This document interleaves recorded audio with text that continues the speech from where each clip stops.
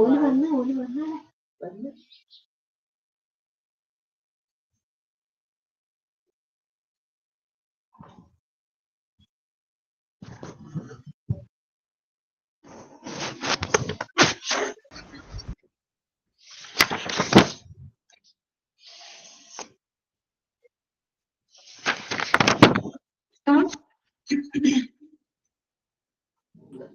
Good afternoon, Miss. Good afternoon, ma'am. Good afternoon, ma'am. Good afternoon, ma'am. Okay, good afternoon.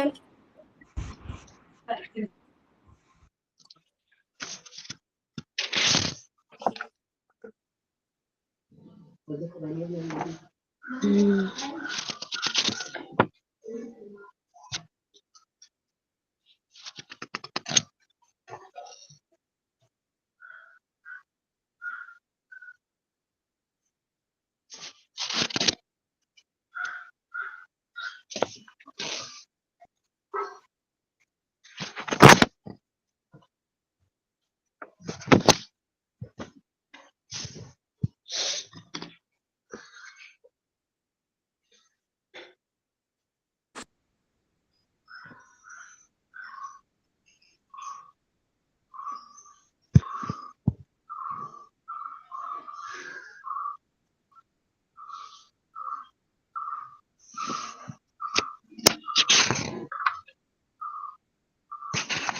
അടുക്കുന്നറിയാം.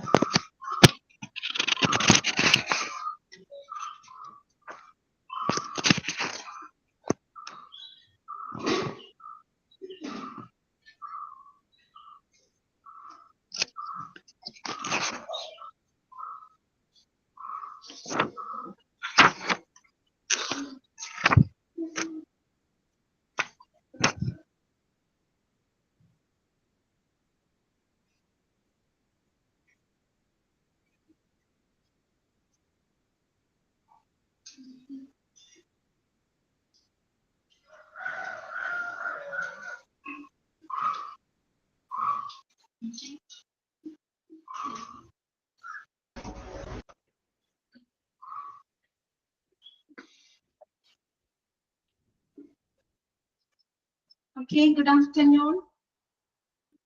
Good afternoon, Miss. Good afternoon. Good afternoon, ma'am. Okay. Okay, Najwa, Sajida, Silena, okay, Vrinda, എല്ലാവർക്കും good afternoon. Good afternoon, Miss. Good afternoon, Miss. Good afternoon, ma'am. Miss ഡാൻസിന്റെ full video upload ചെയ്യോ? ഏതാണ്? സെറിമണിയിലെ തരാറില്ലേ? എനിക്കറിയില്ല അത് എങ്ങനെയാന്നുള്ളത്. നിങ്ങളുടെ ഗ്രൂപ്പിലേക്ക് ഇട്ട് തരാനുണ്ടോ? Okay, good afternoon. എനിക്കറിയില്ല കേട്ടോ അതെങ്ങനെ നിങ്ങൾക്ക് അപ്ലോഡ് ചെയ്ത് തന്നെ. ഞാൻ ഇൻസ്റ്റയിൽ ഇങ്ങനെ കാണാറുണ്ട്, ഇൻസ്റ്റഗ്രാമിൽ കാണാറുണ്ട്. Okay okay Anu, good afternoon.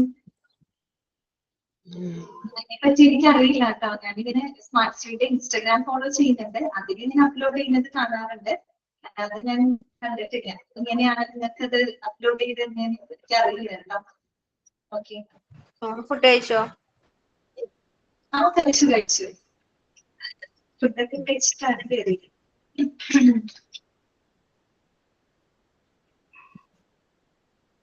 Okay, അപ്പൊ നമുക്ക് ക്ലാസ്സിലേക്ക് കിടക്കാം കേട്ടോ. അബ്ദുൾ സമദ് എന്ന് പറയുന്ന അവരെ മ്യൂട്ട് ചെയ്യണം കേട്ടോ. ക്ലാസ് മ്യൂട്ട് ചെയ്ത് വെക്കണം കേട്ടോ. അപ്പോഴും നിങ്ങൾ പറയുന്ന കാര്യങ്ങളൊക്കെ റെക്കോർഡഡ് ആവുന്നുണ്ട് ഇവിടെ കേട്ടോ. ഒന്ന് മ്യൂട്ട് ചെയ്യാനായിട്ട് എപ്പോഴും ശ്രദ്ധിക്കണേ. ശരി, അപ്പൊ ഓൾ മ്യൂട്ട് കൊടുക്കാണ്ട് നമുക്ക് ക്ലാസ് സ്റ്റാർട്ട് ചെയ്യാം കേട്ടോ.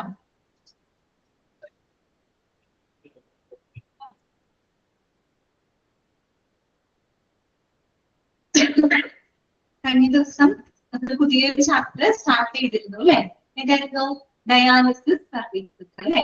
അപ്പൊ ഡയാലിസിസ് എന്താണ്, എന്നാണ് ഡയാലിസിസ് ഇഫക്റ്റീവ് ആയിട്ട് ഉപയോഗപ്പെടുത്തിയത് 1940s നമ്മൾ പഠിച്ച കാര്യങ്ങളാണ് കേട്ടോ. പിന്നെ ഡയാലിസിസ് ട്രീറ്റ്മെന്റിന്റെ ഡ്യൂറേഷൻ, അതിന്റെ ലെങ്ത് എന്ന് പറയുന്നത് 3 കാര്യങ്ങളെ ഡിപ്പെൻഡ് ചെയ്തിട്ടാണ് ഇരിക്കുന്നത്. ഒന്ന് ബോഡി സൈസ്, രണ്ട് amount of waste in the body, then present state of the health. ഈ മൂന്ന് കാര്യങ്ങളെ ഡിപ്പെൻഡ് ചെയ്തുകൊണ്ടാണ് നമ്മളൊരു ഡയാലിസിസ് ട്രീറ്റ്മെന്റിന്റെ ഡ്യൂറേഷൻ ഡിറ്റർമിൻ ചെയ്യുന്നത്. ഓക്കെ, പിന്നെ നമ്മൾ എവിടെയൊക്കെയാണ് ഡയാലിസിസ് പ്രയോജനപ്പെടുത്തുന്നത്? ഒന്ന് ഏരിയാണ് അല്ലെ, അക്യൂട്ട് റീനൽ ഫെയിലിയർ പറഞ്ഞാൽ എന്താണ്? ഡയാലിസിസ് കണ്ടീഷൻ എന്താണ്? Patients who have recent lost kidney function, അതാണ് നമ്മൾ അക്യൂട്ട് റീനൽ ഫെയിലിയർ, ARF അല്ലെങ്കിൽ AKI എന്നും പറയാം കേട്ടോ. അക്യൂട്ട് കിഡ്നി ഇഞ്ചുറി എന്ന് പറയാം. ഒരുപാട് ഷോർട്ട് ഫോംസ് ഇതിനകത്ത് വരുന്നുണ്ട്, അത് പ്രത്യേകം നിങ്ങൾ ശ്രദ്ധിക്കണം. രണ്ടാമത്തത് ESKD ആണ്, എൻഡ് സ്റ്റേജ് കിഡ്നി ഡിസീസ് ആണ്. The condition in which the patients who have permanently lost the kidney functions is called end stage renal failure. Okay. അപ്പൊ അത്രയും കാര്യങ്ങളാണ് നമ്മൾ പറഞ്ഞു നിർത്തിയത്. ഇനി നമ്മൾ കിഡ്നിയുടെ പ്രധാനപ്പെട്ട ഫങ്ഷൻസുകൾ പഠിച്ചു. രണ്ട് ടൈപ്പ് ഓഫ് ഡയാലിസിസ് ആണ് നമുക്ക് പഠിക്കാനുള്ളത്. ഒന്ന് ഹീമോ ഡയാലിസിസും മറ്റൊന്ന് പെരിറ്റോണിയൽ ഡയാലിസിസും. ഹീമോ ഡയാലിസിസ് എന്താണെന്ന് പറഞ്ഞു. അപ്പൊ അതിൽ പ്രധാനമായിട്ടും വാസ്കുലർ ആക്സസ് സൈറ്റ് അല്ലെ. വാസ്കുലർ ആക്സസ് സൈറ്റ് എന്ന് പറഞ്ഞാൽ എന്താണ്? ഇറ്റ് ഇസ് ദ ഓപ്പണിംഗ് ആണ് അല്ലെ into one of your blood vessels. നമ്മുടെ ബ്ലഡ് വെസലിൽ നമ്മൾ ഉണ്ടാക്കുന്ന ആ ഒരു ഓപ്പണിങ്ങിനെയാണ് നമ്മൾ വാസ്കുലർ ആക്സസ് സൈറ്റ് എന്ന് പറയുന്നത്. അപ്പൊ മൂന്ന് ടൈപ്പ് വാസ്കുലർ ആക്സസ് സൈറ്റുകളാണ് ഉള്ളത്. ഒന്ന് AV ഫിസ്റ്റുല, രണ്ട് AV ഗ്രാഫ്റ്റ്, മൂന്നാമത്തത് വാസ്കുലർ ആക്സസ് കത്തീറ്റർ. ഓക്കെ, അതിനകത്ത് നമ്മൾ AV ഫിസ്റ്റുല അത് ജസ്റ്റ് ഒന്ന് പറഞ്ഞു നിർത്തിയിരുന്നു. അപ്പൊ ബാക്കിയുള്ള ഭാഗങ്ങൾ കണ്ടിന്യൂ ചെയ്യാം കേട്ടോ. ഇത്രയും വരെയുള്ള ഭാഗങ്ങൾ നിങ്ങൾ വായിച്ചിട്ട് നോക്കിയോ? എല്ലാവർക്കും ക്ലിയർ ആണോ? വായിച്ചു നോക്കി അല്ലേ? അപ്പൊ നമ്മൾ പറഞ്ഞത് AV ഫിസ്റ്റുലയെ പറ്റിയിട്ടാണ്. അപ്പൊ ഫിസ്റ്റുല എന്താണെന്നൊക്കെ ഞാൻ പറഞ്ഞിട്ടുണ്ടായിരുന്നു. ഓക്കെ, AV ഫിസ്റ്റുലയുടെ പ്രത്യേകത എന്താണ്? It is a surgical connection between artery and vein അല്ലെ. ആർട്ടറിയും വെയിനും തമ്മിലുള്ളൊരു സർജിക്കൽ കണക്ഷൻസ് ആണ്. എന്ന് പറഞ്ഞാൽ നമ്മൾ എക്സ്റ്റേണൽ ആയിട്ട് ഒന്നും തന്നെ നമ്മൾ അതിനകത്ത് ഇൻസേർട്ട് ചെയ്യുക, ആർട്ടറിനെയും വെയിനെയും തമ്മിൽ നമ്മൾ ജസ്റ്റ് എന്ത് ചെയ്യാണ്, ഒന്ന് സർജറിയുടെ കാര്യത്തിൽ നമ്മളൊന്ന് കണക്ട് ചെയ്യുന്നതാണ് അല്ലെ. Surgical connection between artery and vein ആണ്. ഓക്കെ, പിന്നെ നമ്മൾ പറഞ്ഞു ഇതൊരു പെർമനന്റ് വാസ്കുലർ ആക്സസ് സൈറ്റ് ആണ് അല്ലെ. ഓക്കെ, കാര്യം എന്താണ്? ഇതൊരു പെർമനന്റ് വാസ്കുലർ ആക്സസ് സൈറ്റ് ആണ്. ഇതൊരു നാച്ചുറൽ ആക്സസ് സൈറ്റ് ആണ്. ഇതുകൊണ്ട് നാച്ചുറൽ ആണെന്ന് പറയാൻ കാരണം because it is forward from the blood vessels. നമ്മൾ പുറത്തുനിന്ന് വല്ല മറ്റൊന്നും തന്നെ അതിനകത്ത് ഫോറിൻ ആയിട്ടുള്ള ഒരു സബ്സ്റ്റൻസ് നമ്മൾ അതിനകത്ത് ഇൻസേർട്ട് ചെയ്യുന്നില്ല. ജസ്റ്റ് ഒരു ഹെൽത്തി ആയിട്ടുള്ള ഒരു ആർട്ടറിനെയും വെയിനെയും തമ്മിൽ പരസ്പരം നമ്മൾ സർജറിയിലൂടെ ഒന്ന് കണക്ട് ചെയ്ത് ഒരു ഫിസ്റ്റുല നമ്മൾ അവിടെ ക്രിയേറ്റ് ചെയ്യുന്നു. അതിൽ നിന്ന് നമുക്ക് decide amount of blood flow ലഭിക്കുന്നു. ആ ബ്ലഡ് ഫ്ലോയിനെ നമ്മൾ നേരിട്ട് ഡയാലിസിസ് മെഷീനിലോട്ട് കണക്ട് ചെയ്യുന്നു.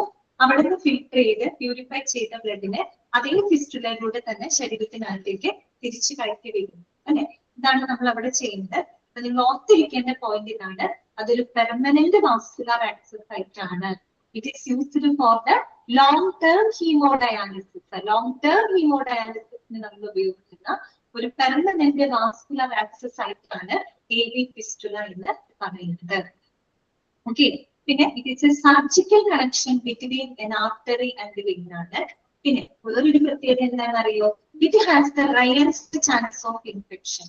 ഇൻഫെക്ഷൻ ഉള്ള ചാൻസ് എന്ന് പറയുന്നത് വളരെയധികം കുറവാണ്. ഇതൊരു നാച്ചുറൽ ആക്സസ് ആയിട്ട് അവിടെ പറയുന്നുണ്ട്. It has the rarest chance of infection and clotting. ഇൻഫെക്ഷനും ക്ലോട്ടിങ്ങിനുള്ള ചാൻസ് അവിടെ വളരെയധികം കുറവാണ്. That is called AV fistula. Okay, picture നമ്മൾ കഴിഞ്ഞ ദിവസം പറഞ്ഞതാണ് കേട്ടോ. വീണ്ടും ഞാനത് റിപ്പീറ്റ് ചെയ്യുന്നില്ല. ആർട്ടറി വെയിനെ തമ്മിൽ കണക്ട് ചെയ്യുന്നു, ഫിസ്റ്റുല ക്രിയേറ്റ് ചെയ്യുന്നു. അതിലൂടെ ഹൈ പ്രഷറിൽ വരുന്ന ആ ഒരു ബ്ലഡിനെ നമ്മൾ നേരിട്ട് ഇവിടെയാണ്, ഈ ഒരു ഭാഗത്തിനെയാണ് നമ്മൾ ഡയാലിസിസ് മെഷീനുമായിട്ട് കണക്ട് ചെയ്യുന്നു. മെഷീനിലോട്ട് കയറി പോകുന്നു. അവിടുന്ന് പ്യൂരിഫൈ ചെയ്ത ബ്ലഡിനെ തിരിച്ച് ഇതേ ഫിസ്റ്റുലയിലൂടെ ശരീരത്തിനകത്തേക്ക് കയറ്റുന്നു. ഓക്കെ, ക്ലിയർ ആണോ പറഞ്ഞത്? ഓക്കെ ആണോ? നെക്സ്റ്റ് വരുന്നതാണ് AV ഗ്രാഫ്റ്റ് കേട്ടോ. എന്താണ് AV ഗ്രാഫ്റ്റ്? എന്താണ് AV ഗ്രാഫ്റ്റ് എന്ന് പറഞ്ഞു കഴിഞ്ഞാല് അവിടുത്തെ പ്രത്യേകത എന്താണ്? ഇവിടെ നമ്മൾ ആർട്ടറിയെയും വെയിനെയും നമ്മൾ കണക്ട് ചെയ്യുന്നത് ത്രൂ എ ഹോളോ സിന്തറ്റിക് ട്യൂബാണ്. ആ ഹോളോ സിന്തറ്റിക് ട്യൂബിനെയാണ് നമ്മൾ ഗ്രാഫ്റ്റ് എന്ന് പറയുന്നത് കേട്ടോ. എന്താണ് പറയാ? ഗ്രാഫ്റ്റ് എന്നാണ് അതിനെ നമ്മൾ പറയുന്നത്. ഓക്കെ, അപ്പൊ നമുക്ക് വായിക്കാം. An arteriovenous AV graft is a kind of access. ആണോ? സീരീസ് കാണുന്നില്ലേ? ഷെയർ കാണല്ലോ. ഒന്നും ചെയ്യാൻ പറ്റുന്നില്ല.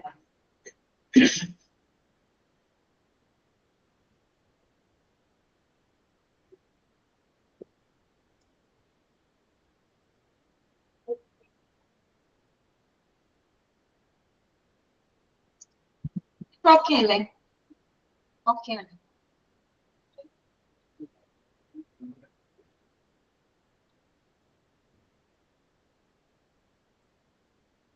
ഓക്കെ ആണല്ലേ? അപ്പൊ നോക്കാം.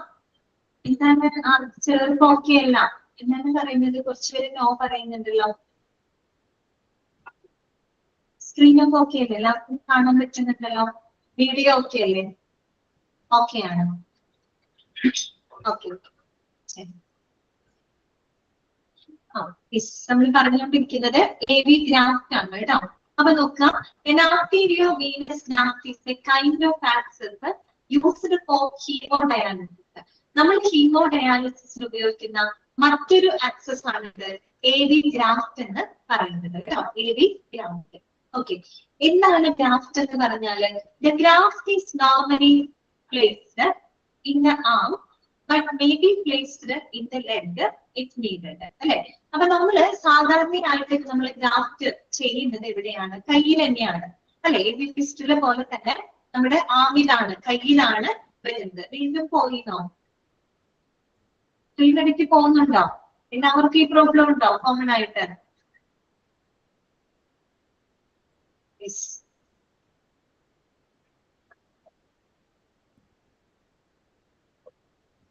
വന്നു.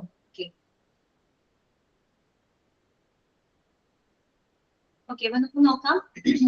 നമ്മള് സാധാരണഗതിയിൽ കയ്യിലാണ് നമ്മൾ ചെയ്യുന്നത്, ടാമിലാണ് ചെയ്യുന്നത്. ചിലപ്പോൾ നമുക്ക് ആമിന് ചെയ്യാൻ സൗകര്യം ഇല്ലെങ്കിൽ മാത്രമാണ് നമ്മൾ എവിടെ ചെയ്യുന്നത്? ലെഗിൽ ചെയ്യുന്നത്, കാലിൽ നമ്മൾ ചെയ്യുന്നത്. ഇനിയുള്ളത് നിങ്ങൾ അണ്ടർലൈൻ ചെയ്ത് വെക്കാം. An AV graft is the connection of a vein and an artery that uses a hollow synthetic tube.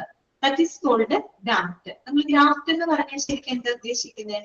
It is A hollow synthetic tube ആണ് കേട്ടോ. അതായത് നമ്മൾ അവിടെ ആർട്ടറിയെയും വെയിനെയും നമ്മൾ കണക്ട് ചെയ്യുന്നത് ത്രൂ എ ഹോളോ സിന്തറ്റിക് ട്യൂബിലൂടെയാണ്. ഒരു ഹോളോ സിന്തറ്റിക് ട്യൂബിലൂടെയാണ് നമ്മൾ ആർട്ടറിയെയും വെയിനെയും connect ചെയ്യുന്നത്. അപ്പൊ കണക്ട് ചെയ്യുന്നുണ്ട്. പക്ഷെ നോക്കുക, ഇതാണ് ഹോളോ സിന്തറ്റിക് ട്യൂബ് അഥവാ ഗ്രാഫ്റ്റ് എന്ന് പറയുന്നത്. നമ്മൾ പരസ്പരം എന്ത് ചെയ്യാണ്? രണ്ടിനെയും തമ്മിൽ ഗ്രാഫ്റ്റ് മുഖേനയാണ് നമ്മൾ കണക്ട് ചെയ്യുന്നത്. ഇനി നോക്കൂ, one end of the tube is attached to an artery. ആ ട്യൂബിന്റെ ഒരു എൻഡ് നമ്മൾ ആർട്ടറിയുമായിട്ട് അറ്റാച്ച് ചെയ്യുന്നുണ്ട്. And the other end of the tube is attached to the vein. മറ്റേ എൻഡ് നമ്മൾ വെയിനുമായിട്ട് കണക്ട് ചെയ്യാണ്. ഓക്കെ, അപ്പൊ നോക്കാം. This connection that results in blood flowing from high pressure artery through the graft and into the low pressure vein. അപ്പോ ഇങ്ങനെ ഒരു graft create ചെയ്യുമ്പോൾ എന്താ സംഭവിക്കുന്നത്? ഹൈ പ്രഷറില് അല്ലെ, ഹൈ ഫ്ലോയില് വരുന്ന ബ്ലഡ് ആർട്ടറിയിൽ നിന്നും നമ്മുടെ ലോ പ്രഷർ ആയിട്ടുള്ള വെയിനിലോട്ട് കണ്ടിന്യൂസ് ആയിട്ട് ഇങ്ങനെ ഫ്ലോ ചെയ്തുകൊണ്ടിരിക്കുകയാണ്. ഇപ്പൊ നല്ല പ്രഷറിൽ ഫ്ലോ വരുന്നുണ്ട്, ഹൈ പ്രഷറിൽ നല്ല ഫ്ലോയിൽ ബ്ലഡ് വരുന്നുണ്ട് ആർട്ടറിന്. ഈ ബ്ലഡ് ഇങ്ങനെ ഹൈ ഫ്ലോയിൽ ഇങ്ങോട്ടേക്ക് പാസ് ചെയ്യുന്നുണ്ട്, വെയിനിലോട്ട് പാസ് ചെയ്യുന്നുണ്ട് കേട്ടോ. ഓക്കെ, അപ്പോ അവിടെ ഒരു ഫ്ലോ റേറ്റ് അവിടെ ക്രിയേറ്റ് ചെയ്യപ്പെടുകയാണ് കേട്ടോ. Okay, consequently the blood flow through the graft provides a flow rate that will supply enough blood to provide a suitable hemodialysis treatment. Okay, അപ്പൊ അങ്ങനെ ഒരു ഫ്ലോ റേറ്റ് ഇവിടെ ക്രിയേറ്റ് ചെയ്യപ്പെടുന്നുണ്ട് അല്ലെ. ഈ ഒരു ഗ്രാഫ്റ്റിനെയാണ് നമ്മൾ എന്തുമായിട്ട് കണക്ട് ചെയ്യുന്നത്? ഡയാലിസിസ് മെഷീനുമായിട്ട് കണക്ട് ചെയ്തിട്ട് ഇവിടെ ഇങ്ങനെ നല്ല ഫ്ലോ റേറ്റ് പോകുന്നുണ്ട്, നല്ല ഫ്ലോയിൽ ബ്ലഡ് ഫ്ലോ ചെയ്യുന്നുണ്ട്. അപ്പൊ ഈ ഗ്രാഫ്റ്റിനെ നമ്മൾ എന്തുമായിട്ട് കണക്ട് ചെയ്യും? നമ്മൾ ഡയാലിസിസ് മെഷീനുമായിട്ട് കണക്ട് ചെയ്യും. അപ്പൊ ഈ ഹൈ ഫ്ലോയിൽ ഹൈ പ്രഷറിൽ വരുന്ന ബ്ലഡിനെ നേരിട്ട് നമ്മൾ ഇങ്ങോട്ടേക്ക് കടത്തിവിടുകയാണ്, ഡയാലിസിസ് മെഷീൻ അതിലോട്ട് കടത്തിവിടാണ്. അവിടെ നിന്ന് പ്യൂരിഫൈ ചെയ്ത ബ്ലഡിനെ നമ്മൾ ഇതേ ഗ്രാഫ്റ്റ് വഴിയായിട്ട് ശരീരത്തിനകത്തേക്ക് തിരിച്ച് കയറ്റുന്നു. ഇതാണ് AV ഗ്രാഫ്റ്റില് നടക്കുന്നത് കേട്ടോ. അപ്പൊ നമുക്ക് ഹീമോഡയാലിസിസിന് നമ്മൾ ഉപയോഗിക്കുന്ന മറ്റൊരു ആക്സസ് ആണ് AV ഗ്രാഫ്റ്റ് എന്ന് പറയുന്നത് കേട്ടോ. അത് മാത്രമല്ല AV graft provides a solution for small or weak veins കേട്ടോ. അപ്പൊ പൊതുവെ നമ്മൾ AV ഗ്രാഫ്റ്റ് എപ്പോഴാണ് ചെയ്യാന്നറിയോ? For small or weak veins, ഏറ്റവും ചെറുതായിട്ടുള്ള വളരെ വീക്ക് ആയിട്ടുള്ള വെയിനുകളൊക്കെ ആണെങ്കിൽ നമ്മൾ ചെയ്യുന്നത് AV ഗ്രാഫ്റ്റ് ആയിരിക്കും കേട്ടോ. AV graft provides a solution for small or weak veins. അതായത് വളരെ വീക്ക് ആയിട്ടുള്ള വെയിനുകളൊക്കെ ആണെങ്കിൽ നമ്മൾ ചെയ്യുന്നത് AV ഗ്രാഫ്റ്റ് ആണ്. അത് എന്താണെന്നറിയോ? വെയിൻ വീക്ക് ആകുമ്പോൾ നമുക്ക് സർജിക്കൽ കണക്ഷൻ അത്ര പറ്റില്ല. അപ്പൊ നമുക്ക് അവിടെ ഒരു സപ്പോർട്ടിങ് കൊടുക്കേണ്ടി വരും. അപ്പൊ നമ്മൾ സപ്പോർട്ട് ചെയ്യാൻ എന്ത് ഘടിപ്പിക്കും? ഗ്രാഫ്റ്റ് അവിടെ ഘടിപ്പിക്കും. അപ്പൊ അത് വരുമ്പോൾ വലിയ എഫക്ട് അവിടെ വരുന്നില്ലല്ലോ. അപ്പൊ വളരെ വീക്ക് ആയിട്ടുള്ള വെയിനുകൾക്കൊക്കെ നമ്മൾ ഉപയോഗിക്കുന്നത് AV ഗ്രാഫ്റ്റ് ആണ് കേട്ടോ. അപ്പോ നിങ്ങൾ ഇവിടെ ഓർത്ത് വെക്കേണ്ട പോയിന്റ് ഇതാണ്.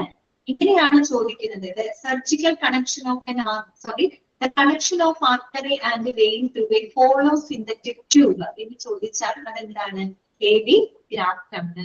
ഓക്കെ, ഈ AV ഗ്രാഫ്റ്റ് എന്ന് പറയുന്നതും ഒരു പെർമനന്റ് വാസ്കുലർ ആക്സസ് ആയിട്ടാണ് കേട്ടോ. ഇതുപോലെ തന്നെ AV ഫിസ്റ്റുല പോലെ തന്നെ ഒരു പെർമനന്റ് വാസ്കുലർ ആക്സസ് ആയിട്ട് തന്നെയാണ് എന്ത് AV ഗ്രാഫ്റ്റ് എന്ന് പറയുന്നത്.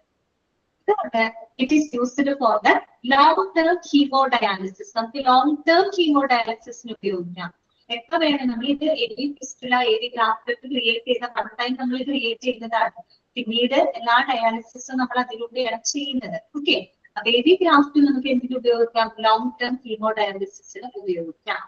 പിന്നെ വേറൊരു കാര്യം പറയാനുള്ളത് ഇൻഫെക്ഷനെ പറ്റിയിട്ടാണ്. നമ്മൾ പറഞ്ഞു AV ഫിസ്റ്റുലയിലെ റയറസ്റ്റ് ചാൻസ് ഓഫ് ഇൻഫെക്ഷനെ ഉള്ളൂ പറഞ്ഞു. AV ഗ്രാഫ്റ്റില് ഫിസ്റ്റുലയെ അപേക്ഷിച്ച് നോക്കുമ്പോൾ നമ്മൾ കമ്പയർ ചെയ്താണ് പറയുന്നത്. ഫിസ്റ്റുലയെ അപേക്ഷിച്ച് നോക്കുമ്പോൾ AV ഗ്രാഫ്റ്റില് ഇൻഫെക്ഷനുള്ള സാധ്യത ഒരു സ്വല്പം കൂടുതലാണ് കേട്ടോ. ഫിസ്റ്റുല പോലെയല്ല, ഫിസ്റ്റുലയിൽ റയറസ്റ്റ് ചാൻസ് ഓഫ് ഇൻഫെക്ഷനെ ഉള്ളൂ, വളരെ ചാൻസ് കുറവാണ്. പക്ഷെ ഗ്രാഫ്റ്റിലോട്ട് വരുമ്പോൾ അവിടെ ചെറിയൊരു ചാൻസ് ഉണ്ടെന്ന് നമുക്ക് പറയാം. ഫിസ്റ്റുലെ അപേക്ഷിച്ച് നോക്കുമ്പോൾ കുറേയും കൂടെ ഇൻഫെക്ഷൻ ഉള്ള ഒരു ചാൻസ് ഒരു പടി മുന്നിൽ എവിടെയുണ്ട്? AV ഗ്രാഫ്റ്റിലുണ്ട്. കാര്യം ഗ്രാഫ്റ്റ് എന്ന് പറയുന്ന ഒരു ഫ്ലോറിൻ സബ്സ്റ്റൻസ് ആണ്, ഹോളോ സിന്തറ്റിക് ട്യൂബ് ആണ്. എക്സ്റ്റേണൽ ആയിട്ടുള്ള ഒരു ടൂളിനെയാണ് നമ്മൾ അകത്തേക്ക് വെക്കുന്നത് അല്ലെ. പക്ഷെ ഇതെന്ത് തന്നെയാണ്? പെർമനന്റ് വാസ്കുലർ ആക്സസ് ആയിട്ടാണ്. It is used for the long term hemodialysis ആണ്. അതുപോലെ ഒരു കുറച്ചുകൂടെ ഇൻഫെക്ഷൻ ചാൻസ് കുറച്ചുകൂടെ കൂടുതലാണ് കമ്പയർഡ് ടു AV ഫിസ്റ്റുല കേട്ടോ. ഓക്കെ, പിന്നെ സാധാരണ നമ്മളിത് എപ്പോഴാണ് യൂസ് ചെയ്യുന്നത്? നമ്മളത് യൂസ് ചെയ്യുന്നത് എപ്പോഴാണ്? to provide a solution for small or weak veins കേട്ടോ. വെയിനുകൾ വളരെ വീക്ക് ആവുന്ന സന്ദർഭങ്ങളിലാണ് നമ്മൾ ഇത് പ്രൊവൈഡ് ചെയ്യുന്നത്. AV ഗ്രാഫ്റ്റ് എന്ന് പറയുന്ന വാസ്കുലർ ആക്സസ് ക്രിയേറ്റ് ചെയ്യുന്നത് കേട്ടോ. ഓക്കെ ആണോ? ക്ലിയർ ആണോ?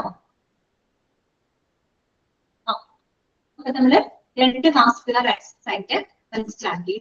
ഇനി നമുക്ക് മൂന്നാമത് പഠിക്കാനുള്ളതാണ് വാസ്കുലർ ആക്സസ് കത്തീറ്റർ കേട്ടോ. അതാണ് വാസ്കുലർ ആക്സസ് കത്തീറ്റർ, മൂന്നാമത്തെ ടൈപ്പ് ഓഫ് വാസ്കുലർ ആക്സസ്. ഒരു കാര്യം ഞാൻ പറയട്ടെ, നമ്മുടെ AV ഫിസ്റ്റുല പറഞ്ഞിട്ടും AV ഗ്രാഫ്റ്റ് പറഞ്ഞിട്ടും നമ്മൾ പറഞ്ഞു അതൊരു പെർമനന്റ് വാസ്കുലർ ആക്സസ് ആയിട്ടാണ്. അതുപോലെ അത് ലോങ് ടേം ഹീമോഡയാലിസിസിൽ ഉപയോഗിക്കാൻ എന്നൊക്കെ നമ്മൾ പറഞ്ഞു. പൊതുവെ ഇതൊക്കെ നമ്മൾ ചെറിയ സർജറിയിലൂടെയാണ് നമ്മൾ ഈ വാസ്കുലർ ആക്സസ് സൈറ്റുകളൊക്കെ ക്രിയേറ്റ് ചെയ്യുന്നത്. ഇപ്പൊ AV ഫിസ്റ്റുല നമ്മൾ ചെയ്ത് കഴിഞ്ഞാൽ ഏകദേശം ഒരു 2-3 മാസങ്ങൾക്ക് ശേഷം മാത്രമേ നമുക്ക് അതിലൂടെ ഡയാലിസിസ് ചെയ്യാനായിട്ട് സാധിക്കുള്ളൂ. കാരണം ഇതൊരു സർജറിയാണ് അല്ലെ. അപ്പൊ സർജറി ചെയ്ത് അത് നമ്മുടെ ബോഡിയിൽ മെച്യൂർ ആവണം, നമ്മുടെ ബോഡിയുമായിട്ട് അത് സെറ്റ് ആവണം. അതിനുശേഷം മാത്രമേ നമുക്ക് അതിലൂടെ ഡയാലിസിസ് ചെയ്യാനായിട്ട് സാധിക്കുള്ളൂ. അല്ലെങ്കിൽ AV ഫിസ്റ്റുല ചെയ്ത ഉടനെ തന്നെ നമുക്ക് ഡയാലിസിസ് ചെയ്യാനായിട്ട് സാധിക്കില്ല. അത് മെച്യൂർ ആവാനായിട്ട് കുറച്ച് സമയം എടുക്കും. ഫിസ്റ്റുലയാണെങ്കിൽ 2-3 മാസങ്ങൾ എടുക്കും.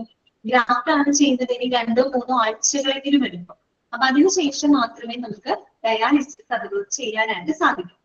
പക്ഷേ ഇനി നമ്മൾ കൊണ്ടുവരുന്ന പേഷ്യന്റിന് വളരെ സിവിയർ ആയിട്ടുള്ള ഒരു കണ്ടീഷനാണ്. ഉടനടി തന്നെ ഡയാലിസിസ് സ്റ്റാർട്ട് ചെയ്തേ പറ്റുള്ളൂ. അങ്ങനെ ഒരു സാഹചര്യത്തില് നമുക്ക് ഒരു പക്ഷേ ഫിസ്റ്റുല ക്രിയേറ്റ് ചെയ്യാനോ ഗ്രാഫ്റ്റ് ക്രിയേറ്റ് ചെയ്യാനോ നമുക്ക് ചിലപ്പോൾ സമയം ഒത്തെന്ന് വരില്ല, സമയം കിട്ടിയെന്ന് വരില്ല. അങ്ങനെയുള്ള സിറ്റുവേഷനിൽ നമ്മൾ എടുക്കുന്ന വാസ്കുലർ ആക്സസ് ആയിട്ടാണ് നമ്മൾ ഈ മൂന്നാമത് പറയുന്നത് വാസ്കുലർ ആക്സസ് കത്തീറ്റർ എന്ന് പറയുന്നത് കേട്ടോ. കത്തീറ്റർ എന്ന് പറഞ്ഞാൽ എന്താണ്? It is A flexible tube ആണ്. അത് വളരെ ഫ്ലെക്സിബിൾ ആയിട്ടുള്ള ട്യൂബ് ആണ്. അത് പൊതുവെ നമ്മുടെ നെക്ക് ഉണ്ടല്ലോ, നെക്ക്, പ്രത്യേകിച്ച് നമ്മുടെ വലത്തെ നെക്ക്, ഓക്കെ, കഴുത്തിന്റെ ഇവിടെ നമ്മൾ ഒരു ചെറിയൊരു ഇൻസിഷൻ ക്രിയേറ്റ് ചെയ്തുകൊണ്ട് അതിനുള്ളിലൂടെ നമ്മളൊരു കത്തീറ്റർ കയറ്റി വിടാണ്, കത്തീറ്റർ ഇൻസേർട്ട് ചെയ്യാണ്. എന്നിട്ട് അതിലൂടെ നമ്മൾ എന്ത് ചെയ്യാണ്, ഡയാലിസിസ് നടത്തുകയാണ്. ഓക്കെ, അതാണ് എന്ത് വാസ്കുലർ ആക്സസ് കത്തീറ്റർ എന്ന് പറയുന്നത്. പക്ഷെ അവിടെ ഒരു കുഴപ്പമുണ്ട്, അത് വളരെ ടെമ്പററി ആയിട്ടുള്ള ഒരു വാസ്കുലർ ആക്സസ് ആയിട്ടാണ്, പെർമനന്റ് അല്ല, ടെമ്പററി ആയിട്ടുള്ള ഒരു വാസ്കുലർ ആക്സസ് ആയിട്ടാണ്. കാര്യം എന്താണെന്നറിയോ, it has the high chance of infection. അതിന് വളരെ ചാൻസ് ഓഫ് ഇൻഫെക്ഷൻ എന്ന് പറയുന്നത് വളരെയധികം കൂടുതലാണ് ഏതിന്, കത്തീറ്ററിന്. അതുകൊണ്ട് തന്നെ നമുക്ക് ഇതൊരു ലോങ് ടേം ഹീമോഡയാലിസിസിന് ഒരിക്കലും ഉപയോഗപ്പെടുത്താൻ പറ്റില്ല. അത് നമുക്കൊരു ഷോർട്ട് ടേം ഹീമോഡയാലിസിസിന് വേണ്ടി മാത്രമേ ഉപയോഗിക്കാൻ പറ്റുള്ളൂ. അതൊരു ടെമ്പററി വാസ്കുലർ ആക്സസ് ആയിട്ടാണ്. ഓക്കെ, എത്രയൊക്കെയാണെങ്കിലും മനസ്സിലാക്കേണ്ട കാര്യങ്ങൾ നമുക്ക് കാണിക്കാം. Vascular access catheter. It is a flexible tube that is placed in a large vein, usually in your neck, only for short-term hemodialysis. നമ്മൾ സാധാരണയായിട്ട് നമ്മുടെ കഴുത്തിന്റെ ഭാഗത്ത് വലിയൊരു വെയിൻ പോകുന്നുണ്ട്, ലാർജ് ആർട്ടറി ഉണ്ട്. ആ വെയിനിൽ നമ്മൾ ക്രിയേറ്റ് ചെയ്യുന്ന, അതിലേക്ക് ഇൻസേർട്ട് ചെയ്യുന്ന ഒരു ഫ്ലെക്സിബിൾ ട്യൂബാണ് കത്തീറ്റർ എന്ന് പറയുന്നത്. അതിലൂടെയാണ് നമ്മൾ അവിടെ ഡയാലിസിസ് ചെയ്യുന്നത്. And it is usually it is usually in your neck only for short-term hemodialysis. കേട്ടോ, ഇതൊരു ഷോർട്ട് ടേം ഹീമോഡയാലിസിസിന് വേണ്ടി മാത്രമേ നമുക്ക് ഉപയോഗിക്കാനായിട്ട് സാധിക്കുകയുള്ളൂ. അതെന്താണ്, ഇൻഫെക്ഷൻ ഒക്കെ ചാൻസ് വളരെ കൂടുതലാണ് കേട്ടോ. If kidney disease has progressed rapidly, a patient may not have time for placement for an AV fistula or AV graft before beginning hemodialysis treatment. കേട്ടോ, അതുപോലെ തന്നെ ഇപ്പൊ കിഡ്നി ഡിസീസ് വളരെ സിവിയർ ആയിട്ടുള്ള ഒരു കണ്ടീഷൻ ആണെങ്കിൽ ഒരു പക്ഷെ നമുക്ക് AV ഫിസ്റ്റുല ചെയ്യാനോ AV ഗ്രാഫ്റ്റ് ചെയ്യാനോ ഒരു സമയം നമുക്ക് അവിടെ കിട്ടിയിട്ട് തരില്ല. അത്തരം സന്ദർഭത്തിൽ നമ്മൾ ചെയ്യുന്നത് വാസ്കുലർ ആക്സസ് കത്തീറ്ററിലൂടെയാണ് നമ്മളത് ചെയ്യുന്നത്. ഓക്കെ, ക്ലിയർ ആയോ? 3 ടൈപ്പ് ഓഫ് വാസ്കുലർ ആക്സസ് സൈറ്റുകൾ ഒക്കെയാണ് എല്ലാവർക്കും. ഇനി നമുക്കത് പറയുമ്പോൾ നമുക്കൊന്ന് കമ്പയർ ചെയ്ത് പഠിച്ചു കേട്ടോ. ഏതൊക്കെയാണ് നമ്മൾ പറഞ്ഞത്, AV fistula, AV graft, vascular access catheter. നിങ്ങൾ തന്നെ ആലോചിച്ച് പറയാൻ പറ്റും നിങ്ങൾക്ക്. AV ഫിസ്റ്റുലയുടെ പ്രത്യേകത എന്താണ്? It is a permanent vascular access site. ശരിയല്ലേ? AV ഗ്രാഫ്റ്റോ അതും പെർമനന്റ് വാസ്കുലർ ആക്സസ് സൈറ്റ് ആണ് അല്ലെ? വാസ്കുലർ ആക്സസ് കത്തീറ്ററോ പെർമനന്റ് ആണോ? അല്ല, it's a temporary vascular access site. Okay, ഇനി എന്താണ് AV ഫിസ്റ്റുല എന്ന് പറഞ്ഞാല്? It is a surgical connection between an artery and vein. അല്ലെ? AV ഗ്രാഫ്റ്റ് എന്താണ്? അവിടെ artery and vein is connected through a hollow synthetic tube that is called graft. Okay, catheter അങ്ങനെ വല്ലതുണ്ടോ? ഇല്ല, അതൊരു ഫ്ലെക്സിബിൾ ട്യൂബ് ആണ് inserted into the vein അല്ലെ, usually in the neck. ഇതാണ് vascular access catheter എന്ന് പറയുന്നത്. AV fistula that is used for the long term hemodialysis ആണല്ലോ. AV ഗ്രാഫ്റ്റോ അതും നമുക്ക് ലോങ് ടേം ഹീമോഡയാലിസിസിന് ഉപയോഗപ്പെടുത്താം. പക്ഷെ കത്തീറ്റർ എങ്ങനെയാണ്? It is used for the short term hemodialysis അല്ലെ? ഇനി നമ്മൾ ഇൻഫെക്ഷന്റെ ചാൻസ് പറയുകയാണെങ്കിൽ AV ഫിസ്റ്റുലയിലാണ് ഇതിന് റയറസ്റ്റ് ചാൻസ് ഓഫ് ഇൻഫെക്ഷൻ ഉള്ളത്. ഏറ്റവും ഇൻഫെക്ഷൻ ചാൻസ് കുറവ് എവിടെയാണ്? AV ഫിസ്റ്റുലയിലാണ്. AV ഗ്രാഫ്റ്റ് ആണെങ്കിൽ എന്താണ്, there is a light chance of infection as compared to fistula.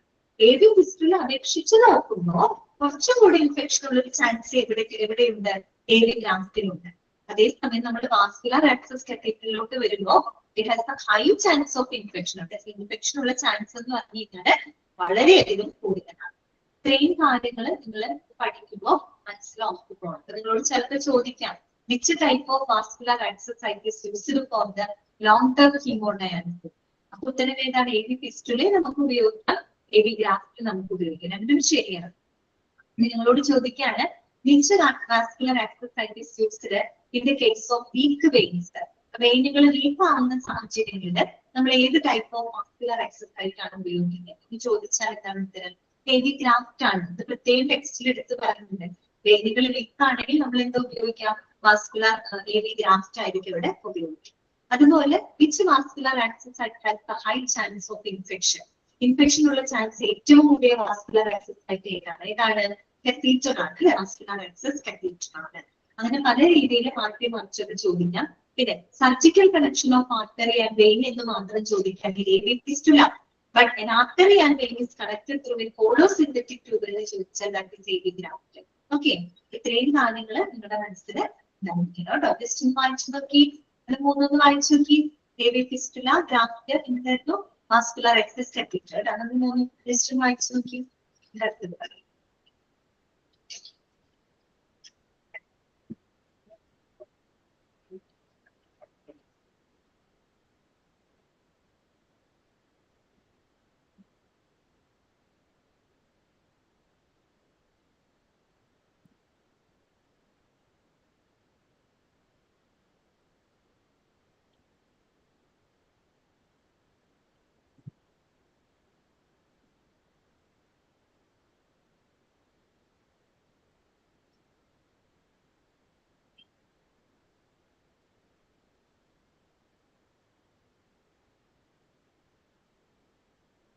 Okay ആണോ?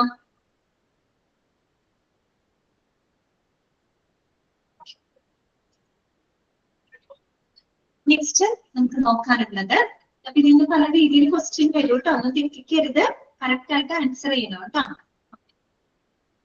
പിന്നെ എന്തുകൊണ്ടാണ് കത്തീറ്റർ നമ്മൾ ചെയ്യുന്നത് എന്ന് വെച്ച് കഴിഞ്ഞാൽ ഫിസ്റ്റുലയും മറ്റുമൊക്കെ ചെയ്ത സമയം എടുക്കും കേട്ടോ. അതുകൊണ്ട് നോക്കാം. Who is a nephrologist and who is a interventional radiologist? കേട്ടോ. ഇത് രണ്ടുമാണ് നമ്മൾ ഇനി മനസ്സിലാക്കാൻ പോകുന്നത്. നിങ്ങൾക്ക് അറിയാവുന്നതാണ്. A nephrologist. Who is a nephrologist? A doctor who specializes in kidney problems. അല്ലെ, കിഡ്നി പ്രോബ്ലംസില് സ്പെഷ്യലൈസ് ചെയ്യുന്ന ഡോക്ടറിനെയാണ് നമ്മള് നെഫ്രോളജിസ്റ്റ് എന്ന് പറയുന്നത് കേട്ടോ. A doctor who specializes in kidney problems. കേട്ടോ, കിഡ്നി പ്രോബ്ലംസിൽ സ്പെഷ്യലൈസ് ചെയ്യുന്ന ഡോക്ടറിനെയാണ് നമ്മള് നെഫ്രോളജിസ്റ്റ് എന്ന് പറയുന്നത് കേട്ടോ. ഓക്കെ, നമ്മുടെ ഡിപ്പാർട്ട്മെന്റ് ഒക്കെ പഠിച്ചിട്ട് നെഫ്രോളജി എന്താണെന്നൊക്കെ പഠിച്ചതാണ്. ഓക്കെ, അടുത്തത് who is an interventional radiologist? ആരാണ് ഇന്റർവെൻഷണൽ റേഡിയോളജിസ്റ്റ്? ആരാണ് ഇന്റർവെൻഷണൽ റേഡിയോളജിസ്റ്റ് എന്ന് പറഞ്ഞു കഴിഞ്ഞാല് a doctor who utilizes medical imaging tools to execute operations and performs the venous catheter placement procedure in a hospital or an outpatient center. Underline ചെയ്ത് വെക്കുക കേട്ടോ. അതായത് ഒരു ഹോസ്പിറ്റലിലോ അല്ലെങ്കിൽ ഒരു ഔട്ട്പേഷ്യന്റ് സെന്ററിലോ ഈ പറയുന്ന വീനസ് കത്തീറ്റർ പ്ലേസ്മെന്റുകളും മറ്റ് പ്രൊസീജിയറുകളും എല്ലാം തന്നെ പെർഫോം ചെയ്യുന്നതിന് വേണ്ടിയിട്ട് മെഡിക്കൽ ഇമേജിംഗ് ടൂൾസുകൾ ഉപയോഗിക്കുന്ന ഡോക്ടറിനെയാണ് നമ്മുടെ ഇന്റർവെൻഷണൽ റേഡിയോളജിസ്റ്റ് എന്ന് പറയുന്നത്. Doctor who utilises medical imaging tools to execute operations and performs the venous catheter placement. കേട്ടോ, അതായത് തുടക്കം ഒരു കാര്യം പറഞ്ഞത് ഓർമ്മയുണ്ടോ? നമ്മൾ ഫിസ്റ്റുല ചെയ്യുമ്പോഴും ഗ്രാഫ്റ്റ് ചെയ്യുമ്പോഴും ഓടിപ്പോയി നമ്മൾ ചെയ്യല്ല ചെയ്യും. ആദ്യം തന്നെ നമ്മൾ ഇന്റർവെൻഷണൽ റേഡിയോളജിസ്റ്റിന്റെ സഹായം തേടും. കാരണം അദ്ദേഹം ഇമേജിംഗ്, ഈ പറയുന്ന അൾട്രാസൗണ്ട് സ്കാനിങ് ഒക്കെ ചെയ്തുകൊണ്ട് ഏറ്റവും ഹെൽത്തി ആയിട്ടുള്ള വെയിനും ആർട്ടറിയും അദ്ദേഹമാണ് കണ്ടെത്തുന്നത്. നമ്മൾ പറഞ്ഞല്ലോ, നമ്മുടെ കയ്യില് പൊതുവെ ഇത് കയ്യിലാണ് ചെയ്യാം, നമ്മുടെ ആമിലാണ് ചെയ്യാം. അത് ചെയ്യുന്നതിനേക്കാളും മുമ്പ് നമ്മൾ എന്ത് ചെയ്യും? ഏറ്റവും ഹെൽത്തി ആയിട്ടുള്ള വെയിൻ ഏതാണ്, ആർട്ടറി ഏതാണ്, അത് ആദ്യം എന്ത് കണ്ടെത്തണം. അപ്പൊ അത് കണ്ടെത്തണമെങ്കിൽ നമുക്ക് എന്ത് വേണം? ഇങ്ങനെയുള്ള ഇമേജിംഗ് ടൂൾസ് ഉപയോഗിക്കണം. അതായത് നമ്മൾ ഈ അൾട്രാസൗണ്ട് സ്കാനിങ് പോലെയുള്ള അത്തരം ഇമേജിംഗ് ടൂൾസുകൾ ഉപയോഗിച്ചിട്ടാണ് നമ്മൾ ഹെൽത്തി ആയിട്ടുള്ള വെയിനും ആർട്ടറിയും കണ്ടെത്തുന്നത്. അത് കണ്ടെത്തി കഴിഞ്ഞിട്ടാണ് പിന്നെ നമ്മൾ ഈ ഒരു AV ഫിസ്റ്റുല അല്ലെങ്കിൽ ഫിസ്റ്റുല ഗ്രാഫ്റ്റ് അങ്ങനെയുള്ള കാര്യങ്ങൾ നമ്മൾ ചെയ്യുന്നത്. ഓക്കെ, അപ്പൊ അതുകൊണ്ടാണ് റേഡിയോളജിസ്റ്റിനെ പറ്റി അവിടെ എടുത്തു പറയാനുള്ള കാര്യം. അതാണ് അവിടെ എഴുതിയിരിക്കുന്നത്. ഒരു ഹോസ്പിറ്റലിലോ ഔട്ട്പേഷ്യന്റ് സെന്ററിലോ വീനസ് കത്തീറ്റർ പ്ലേസ്മെന്റുകളും അതുപോലെ മറ്റു ഓപ്പറേഷൻസുകൾ എക്സിക്യൂട്ട് ചെയ്യുന്നതിന് മെഡിക്കൽ ഇമേജിംഗ് ടൂൾസുകൾ ഉപയോഗിക്കുന്ന ഡോക്ടറിനെയാണ് നമ്മൾ ഇന്റർവെൻഷണൽ റേഡിയോളജിസ്റ്റ് എന്ന് പറയുന്നത് കേട്ടോ. അദ്ദേഹത്തിന്റെ പ്രാധാന്യം എന്താണ്? അദ്ദേഹമാണ് ആ ഒരു മെഡിക്കൽ ഇമേജിംഗ് ടൂൾസുകൾ ഉപയോഗിച്ചുകൊണ്ട് ഏറ്റവും ഹെൽത്തി ആയിട്ടുള്ള വെയിനും ആർട്ടറിയൊക്കെ കണ്ടെത്തുന്നത് അദ്ദേഹമാണ്. അതിനുശേഷമാണ് നമ്മൾ ഈ ഒരു പ്രൊസീജിയർ ചെയ്യുന്നത്. ഇൻ കേസ് അവിടെ ഹെൽത്തി ആയിട്ടുള്ള വെയിൻ ഇല്ല എന്നുണ്ടെങ്കിൽ ചിലപ്പോൾ നമ്മൾ കാലിലായിരിക്കും ഇത് ചെയ്യുന്നത്. ഓക്കെ, ക്ലിയർ ആയോ പറഞ്ഞത്? ഇനി നോക്കാം. The patient gets local anesthesia and sedation to be calm and relaxed in the course of this procedure. കേട്ടോ, അപ്പൊ ഈ ഒരു പ്രൊസീജിയർ ചെയ്യുന്ന സമയത്ത് പേഷ്യന്റിന് നമ്മൾ ലോക്കൽ അനസ്തേഷ്യ കൊടുക്കും, അതുപോലെ സെഡേഷൻ ഒക്കെ കൊടുക്കും. ആ ഒരു പ്രൊസീജിയർ സമയത്ത് അവരെ കാം ആൻഡ് ക്വയറ്റ് ആക്കുന്നതിന് വേണ്ടിയിട്ട് ലോക്കൽ അനസ്തേഷ്യം സെഡേഷൻ ഒക്കെ കൊടുത്തിട്ടാണ് നമ്മൾ ഈ ഒരു പ്രൊസീജിയർ ചെയ്യുന്നത് കേട്ടോ. ഓക്കെ, ഇനി നോക്കാം. Venous catheters are not perfect for the long term user. നമ്മൾ പഠിച്ചതാണ് അല്ലെ? ഒരിക്കലും വീനസ് കത്തീറ്റേഴ്സ് നമുക്ക് ലോങ് ടേം യൂസിന് ഉപയോഗിക്കാനായിട്ട് അനുയോജ്യമല്ല. കാര്യം എന്താണ്? With a venous catheter a patient may generate a blood clot, an infection or cause a vein to narrow. കേട്ടോ? അപ്പൊ ഒരു വീനസ് കത്തീറ്റർ ഉപയോഗിക്കുന്നത് കൊണ്ടുള്ള ചില എന്താ പറയാ അഡ്വേഴ്സ് ഇഫക്റ്റുകളാണ് അവിടെ പറയുന്നത്. നമ്മളൊരു വീനസ് കത്തീറ്റർ ഉപയോഗിക്കുമ്പോൾ സ്വാഭാവികമായിട്ടും അവിടെ ബ്ലഡ് ക്ലോട്ട് ഉണ്ടാകാനുള്ള ചാൻസ് കൂടുതലാണ്. അതിലൂടെ ഇൻഫെക്ഷൻ വരാനുള്ള ചാൻസ് ഒക്കെ വളരെ കൂടുതലാണ്. അതുപോലെ നമ്മുടെ വെയിൻ ഉണ്ടല്ലോ, അത് ചുരുങ്ങി പോകാനുള്ള ചാൻസ് ഒക്കെ വളരെ കൂടുതലാണ്. ചുരുങ്ങുമ്പോൾ സ്വാഭാവികമായിട്ട് എന്ത് സംഭവിക്കാം? ബ്ലഡ് ക്ലോട്ട് ആവാനുള്ള ചാൻസ് അവിടെ കൂടുതലാണ്. However, if a patient wants to start hemodialysis right away, a venous catheter will work for several weeks or months till a surgeon can do a long-term access surgery and AV fistula or AV graft has the time to mature. പക്ഷെ നമുക്ക് ഉടനടി ചെയ്യണം. അങ്ങനെയുള്ള സാഹചര്യത്തിൽ വേറെ നമുക്ക് chance ഒന്നുമില്ല. Venus catheter placement നടത്താൻ മാത്രമേ ഉള്ളൂ. അപ്പൊ ഒരു ലോങ് ടേം ആക്സസ് ക്രിയേറ്റ് ചെയ്യുന്നത് വരെ നമുക്ക് ചിലപ്പോൾ ആഴ്ചകളോളം അല്ലെങ്കിൽ ചിലപ്പോൾ മാസങ്ങളോളം ഒരു പക്ഷേ വീനസ് കത്തീറ്റർ ഉപയോഗിച്ച് നമുക്ക് ഡയാലിസിസ് ചെയ്യേണ്ടതായിട്ട് വരും. അതുപോലെ AV ഫിസ്റ്റുല അല്ലെങ്കിൽ AV ഗ്രാഫ്റ്റ് മെച്യൂർ ആവുന്നത് വരെയെങ്കിലും അപ്പൊ നമ്മൾ ഈ ഒരു വീനസ് കത്തീറ്റർ പ്ലേസ് ചെയ്യുന്നതിനോടൊപ്പം തന്നെ നമ്മൾ ഒന്നുകിൽ ഫിസ്റ്റുല അല്ലെങ്കിൽ ഗ്രാഫ്റ്റ് ചെയ്യാനുള്ള നടപടികൾ നമ്മൾ ചെയ്യും. ഓക്കെ, കാര്യം ഫിസ്റ്റുല ചെയ്ത് കഴിഞ്ഞിട്ടും ഗ്രാഫ്റ്റ് ചെയ്ത് കഴിഞ്ഞിട്ടും അല്പ നാളുകൾക്ക് ശേഷം മാത്രമേ നമുക്ക് ഡയാലിസിസ് ചെയ്യാനായിട്ട് സാധിക്കുള്ളൂ കേട്ടോ. അതാണ് നെക്സ്റ്റ് പാരഗ്രാഫിൽ പറയുന്നത്. Both AV fistula and AV graft are outlined for the long-term dialysis treatment. രണ്ടും നമുക്ക് എന്തിനു ഉപയോഗിക്കാം? long-term ഡയാലിസിസിന് ഉപയോഗിക്കാം. AV ഫിസ്റ്റുലയും AV ഗ്രാഫ്റ്റും നമുക്ക് long-term ഡയാലിസിസിന് ഉപയോഗിക്കാം. Okay. People who get AV fistulas are healed and ready to begin hemodialysis 2 to 3 months after their surgery. ഒന്ന് underline ചെയ്ത് വെക്കാം കേട്ടോ. AV ഫിസ്റ്റുല ചെയ്ത് കഴിഞ്ഞാല് പിന്നെ നമുക്ക് ഡയാലിസിസ് സ്റ്റാർട്ട് ചെയ്യണമെങ്കിൽ 2-3 മാസങ്ങൾ എടുക്കും. Okay, AV fistulas are healed and ready to begin hemodialysis 2 to 3 months after the surgery. People who receive AV graft will be ready in 2 to 3 weeks. അതേസമയം നമ്മള് AV ഗ്രാഫ്റ്റ് ആണ് ചെയ്യുന്നതെങ്കിൽ തീർച്ചയായിട്ടും 2-3 ആഴ്ചകൾക്ക് ശേഷം മാത്രമേ നമുക്ക് അവിടെ ഡയാലിസിസ് സ്റ്റാർട്ട് ചെയ്യാനായിട്ട് സാധിക്കുള്ളൂ. മാറിപ്പോകരുത് കേട്ടോ. ഫിസ്റ്റുല ചെയ്യുമ്പോൾ 2-3 മാസങ്ങൾക്ക് ശേഷമാണ് ചെയ്യാൻ കഴിയുന്നതെങ്കിൽ ഗ്രാഫ്റ്റ് ചെയ്യുമ്പോൾ 2-3 ആഴ്ചകൾക്ക് ശേഷം മാത്രമേ നമുക്കത് ഡയാലിസിസ് ചെയ്യാനായിട്ട് സാധിക്കുള്ളൂ. Catheters are outlined for short term and temporary use. കേട്ടോ, കത്തീറ്റേഴ്സുകൾ നമുക്ക് ഷോർട്ട് ടേം ഹീമോഡയാലിസിസിന് വേണ്ടി മാത്രമേ ഉപയോഗപ്പെടുത്താനായിട്ട് സാധിക്കുള്ളൂ. ഓക്കെ, ക്ലിയർ ആയോ? ഇതോടുകൂടി ഹീമോഡയാലിസിസ് അവിടെ സാധിക്കുകയാണ് കേട്ടോ. ഓക്കെ, അങ്ങനെയാണെങ്കിൽ ഞാൻ കുറച്ച് കാര്യങ്ങൾ ചോദിച്ചാല് ആൻസർ പറയാമോ? ജസ്റ്റ് ഒന്ന് കമന്റ് ചെയ്യാമോ നിങ്ങള്? ചോദിക്കട്ടെ? ചോദിക്കാം. ഓക്കെ, ചോദ്യം എന്താണ്? Which vascular access site that is used for the short-term hemodialysis? Which vascular access site is used for the short-term hemodialysis? ഒന്ന് കമന്റ് ചെയ്യാമോ? ഓക്കെ, ശരി, കറക്റ്റ് ആണ് കേട്ടോ. ഇതൊക്കെയാണ് Ashifanath Shani. Okay, vascular access catheter അല്ലെ? ഓക്കെ, വാസ്കുലർ ആക്സസ് കത്തീറ്റർ ആണ്. Okay, then which vascular access sites are used for the long-term hemodialysis? Long-term hemodialysis ഉപയോഗിക്കുന്ന vascular access സൈറ്റുകൾ ഏതൊക്കെയാണെന്ന് പറയാമോ? ഏതൊക്കെയാണ്? ഫിസ്റ്റുല, ഫിസ്റ്റുല മാത്രമാണോ? AV fistula and AV graft. Okay, correct ആണ് കേട്ടോ. ഓക്കെ, സൈലൻസ് ശ്രീജ, രജവ കറക്റ്റ് ആണ്. വിറ്റിച്ച ഗ്രാഫ്റ്റ് മാത്രമല്ല കേട്ടോ, ഫിസ്റ്റുല ഗ്രാഫ്റ്റ്. ഓക്കെ, സൽസ കറക്റ്റ് ആണ് കേട്ടോ. Okay, AV fistula and graft. Which vascular access site is known as the permanent vascular access site?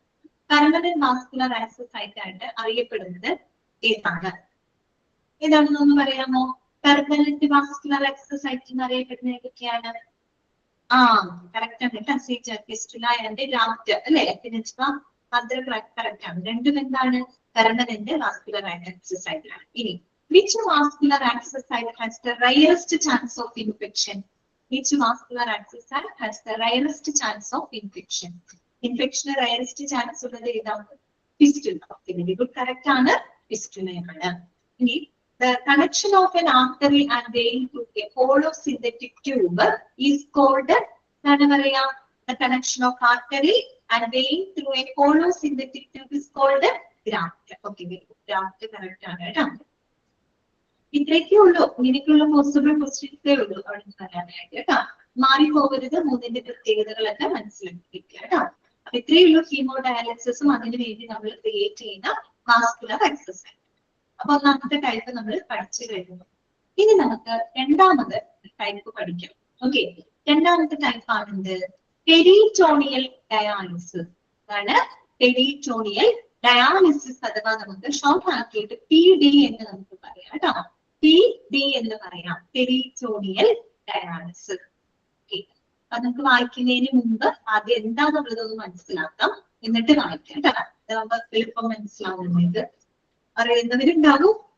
Picture നോക്കാം കേട്ടോ. പിക്ചർ ശ്രദ്ധിച്ചോ, ഇതാണ് പെരിറ്റോണിയൽ ഡയാലിസിസിന്റെ പിക്ചർ ആണ് ഇവിടെ കൊടുത്തിരിക്കുന്നത് കേട്ടോ. ആദ്യം തന്നെ ഈ പേര് എങ്ങനെയാ വന്നേന്നുള്ളത് എന്താണ്, വീഡിയോ സ്റ്റക്കായ, വീഡിയോ സ്റ്റക്കാണോ? എല്ലാവർക്കും ഉണ്ടോ പ്രോബ്ലം? ഓക്കെ, ഒരു മിനിറ്റ് കേട്ടോ.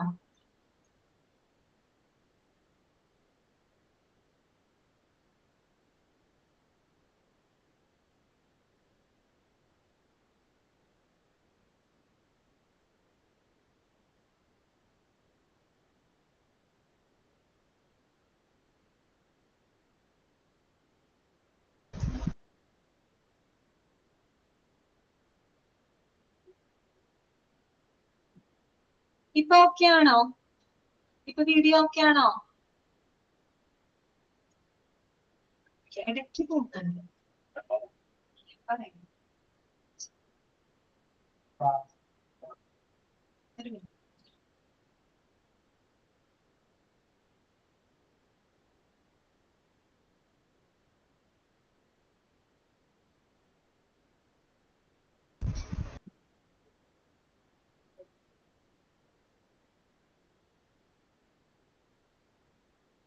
ഓക്കെ, അപ്പൊ ആദ്യം തന്നെ എന്താണ് പെരിറ്റോണിയം എന്നുള്ളത് നമ്മൾ മനസ്സിലാക്കണം അല്ലെ.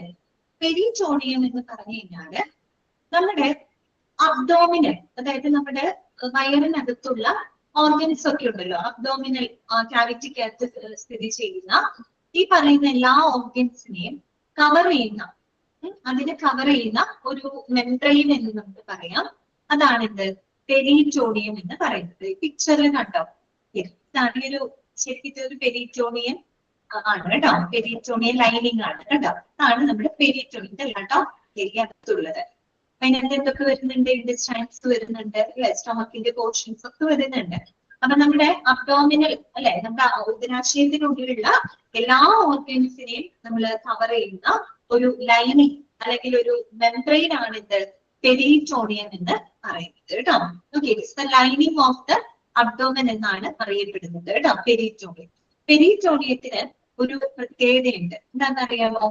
അതായത് നമ്മള് ഈ പറയുന്ന പെരിറ്റോണിയൽ ക്യാവിറ്റിക്കകത്തൂടെ ബ്ലഡ് പാസ് ചെയ്യുന്ന സമയത്ത് അതിൽ നിന്നുണ്ടാകുന്ന മാലിന്യങ്ങൾ അല്ലെങ്കിൽ മറ്റു ഫ്ലൂയിഡ്സുകളെയൊക്കെ അബ്സോർബ് ചെയ്യാനുള്ള ഒരു കപ്പാസിറ്റി ആർക്കുണ്ട്, നമ്മുടെ പെരിറ്റോണിയത്തിന്. മനസ്സിലായി, ഒരു പ്രത്യേക ഒരു കഴിവാണത്. അതിനകത്തുകൂടെ അല്ലെങ്കിൽ പെരിറ്റോണിയത്തിന് ശരിക്കും പറഞ്ഞു കഴിഞ്ഞാൽ ഈ ഒരു ലൈനിങ്ങിന് എന്ത് ചെയ്യുന്നുണ്ട്, ബ്ലഡിനകത്തുള്ള ഫ്ലൂയിഡ്സുകള് മറ്റ് ഇമ്പ്യൂരിറ്റീസുകളൊക്കെ അബ്സോർബ് ചെയ്യാതെ എടുക്കാനുള്ള ഒരു കപ്പാസിറ്റി പെരിറ്റോണിയത്തിനുണ്ട്. ആ ഒരു എബിലിറ്റിയാണ് നമ്മൾ ഈ ഒരു ഡയാലിസിസിനകത്ത് ഉപയോഗപ്പെടുത്തുന്നത് കേട്ടോ. ഇതിനകത്ത് പെരിറ്റോണിയൽ ഡയാലിസിസിനകത്ത് ഉപയോഗപ്പെടുത്തും. ഇനി എങ്ങനെ ചെയ്യണമെന്ന് അറിയാമോ? ആദ്യം തന്നെ ഇപ്പൊ നമ്മൾ പറഞ്ഞു, ഹീമോഡയാലിസിസ് ചെയ്യുന്നതിന് മുൻപായിട്ട് നമ്മൾ ഒരു മൈനർ സർജറിയിലൂടെ വാസ്കുലർ എക്സസൈസ് ക്രിയേറ്റ് ചെയ്യുന്നു നമ്മൾ പറഞ്ഞു. എന്നതുപോലെ ഇവിടെ നമ്മൾ എന്താ ചെയ്യുന്നതെന്ന് അറിയാമോ? പെരിറ്റോണിയലിനകത്ത് നമ്മള് നമ്മുടെ വയറിനകത്ത് ഒരു ഇൻസിഷൻ ക്രിയേറ്റ് ചെയ്യാണ്. അതായത് നമ്മളൊരു പെരിറ്റോണിയത്തിനകത്ത് ചെറിയൊരു ഓപ്പണിംഗ് നമ്മൾ ക്രിയേറ്റ് ചെയ്യുന്നുണ്ട്. എന്നിട്ടോ ഈ ഓപ്പണിങ്ങിലൂടെ നമ്മൾ കത്തീറ്ററും അതുപോലെ തന്നെ ഡയാലിസേറ്റ് കേട്ടോ, ഏതാണ് ഡയാലിസേറ്റ് പറയുന്നുണ്ട്, ഡയാലിസേറ്റ് യെസ്, ഡയാലിസേറ്റ് എന്ന് പറയുന്ന ഒരു ഫ്ലൂയിഡ് നമ്മൾ എന്ത് ചെയ്യുന്നു, ഈ കത്തീറ്ററിലൂടെ നമ്മുടെ പെരിറ്റോണിയൽ ക്യാവിറ്റിക്കകത്തേക്ക് നിറയ്ക്കുകയാണ് ചെയ്യുന്നത്. അപ്പൊ അതിന് വേണ്ടിയിട്ട് ഈ ട്യൂബ് കത്തീറ്റർ പ്ലേസ് ചെയ്യാൻ നമുക്ക് എന്തായാലും ഒരു ഓപ്പണിംഗ് ക്രിയേറ്റ് ചെയ്യേണ്ടി വരും. അതിനൊരു മൈനർ സർജറി ആവശ്യമാണ്.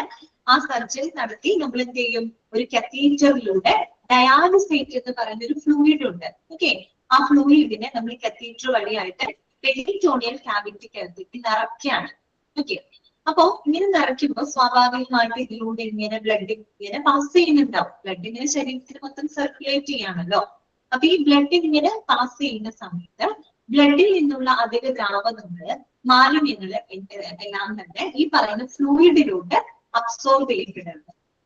ഫ്ലൂയിഡിലോട്ട് അബ്സോർബ് ചെയ്യപ്പെടാണ്. അങ്ങനെ ഏതാനും മണിക്കൂറുകൾക്ക് ശേഷം നമ്മള് ഇതേ കത്തീറ്റർ ബാഗ്സ് യൂസ് ചെയ്ത് ആ ഫ്ലൂയിഡിനെ നമ്മൾ തിരിച്ചെന്ത് ചെയ്യുന്നു, ഡ്രെയിൻ ചെയ്ത് കളയാണ്. റെഗുലർ ഫ്ലൂയിഡിനകത്ത് ഈ പറയുന്ന മാലിന്യങ്ങളൊക്കെ അബ്സോർബ് ചെയ്തിട്ടുണ്ടാവും. ഒരു നിശ്ചിത സമയത്തിന് ശേഷം നമ്മൾ ഈ പറയുന്ന ഫ്ലൂയിഡിനെ അതേ കത്തീറ്ററും ബാഗ് ഉപയോഗിച്ച് എന്ത് ചെയ്യാണ്, ഡ്രെയിൻ ചെയ്ത് കളയാണ്. ഓക്കെ, ഇതാണ് എന്ത് പെരിറ്റോണിയൽ ഡയാലിസിസ് നമുക്ക് നടന്നത്. ഓക്കെ, ക്ലിയറാണോ? കാര്യം മനസ്സിലായോ? അപ്പൊ പെരിറ്റോണിയൽ ഡയാലിസിസ് പിന്നെ ഹീമോഡയാലിസിസിൽ നിന്ന് വ്യത്യസ്തമായിട്ട് എന്താണ്, ഇവിടെ നമ്മൾ ബ്ലഡ് എന്തെങ്കിലും പുറത്തേക്ക് എടുക്കുന്നുണ്ടോ? ഇല്ല. അതാണ് ഏറ്റവും വലിയ വ്യത്യാസം എന്ന് പറയുന്നത്. ഹീമോഡയാലിസിസിൽ നമ്മൾ ബ്ലഡ് എന്ത് ചെയ്യുന്നുണ്ട്, വെളിയിലോട്ട് എടുക്കുന്നുണ്ട്. പക്ഷെ ഇവിടെ നമ്മൾ ബ്ലഡ് ഒന്നും വെളിയിലോട്ട് എടുക്കുന്നില്ല അല്ലെ. അങ്ങനെ നമ്മളൊരു ഓപ്പണിംഗ് ക്രിയേറ്റ് ചെയ്യുന്നു, അതിലൂടെ കത്തീറ്റർ ഡയാലിസേറ്റ് ഫ്ലൂയിഡ് നമ്മൾ പെരിറ്റോണിയൽ ക്യാവിറ്റിക്കകത്തേക്ക് നിറയ്ക്കുന്നു. നിശ്ചിത സമയത്തിന് ശേഷം ഇതിലൂടെയുള്ള ബ്ലഡിനകത്തുള്ള മാലിന്യങ്ങൾ ഈ പറയുന്ന ഫ്ലൂയിഡിലോട്ട് അബ്സോർബ് ചെയ്യപ്പെടുകയും തിരിച്ച് നമ്മൾ അതേ കത്തീറ്റർ ബാഗ്സ് യൂസ് ചെയ്ത് അത് നമ്മൾ ഡ്രെയിൻ ചെയ്ത് കളയുകയാണ് ചെയ്യുന്നത്.